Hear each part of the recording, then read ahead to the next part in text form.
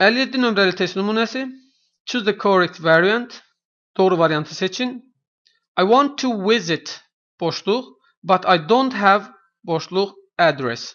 Testin cavablarından gördüyümüz kimi test nümunəsi bizdən doğru əvəzlik formasının seçilməsini tələb edir və müvafiq olaraq cümlənin tərcüməsinə diqqət etirsək, mən ona baş çəkmək istəyirəm, yəni onu ona kiməsə, yəni obyekt halda olan şəxs əvəzliyi, but I don't have address, amma məndə yoxdur onun kiminsə ünvanı, yəni burada isə yəli halda olan əvəzlik istifadə olunur.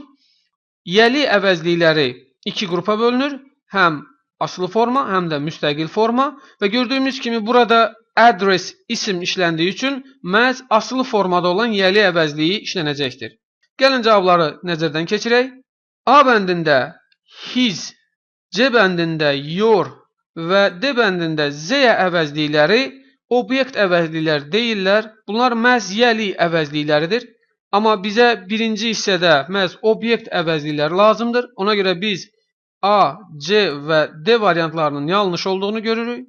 B və Y variantları arasında seçim edə bilərik.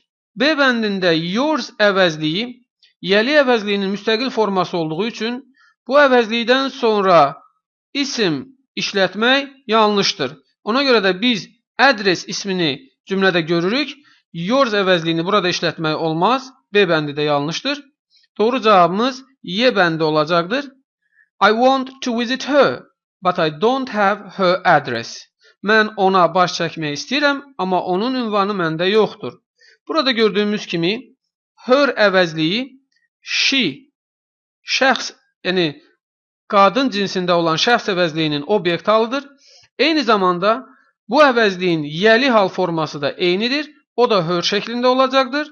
Her onu ona deməkdir, obyekt halda və her onun deməkdir, yəli halında. Beləliklə doğru cavabımız 57 nömrəli test nümunəsi Y bəndidir.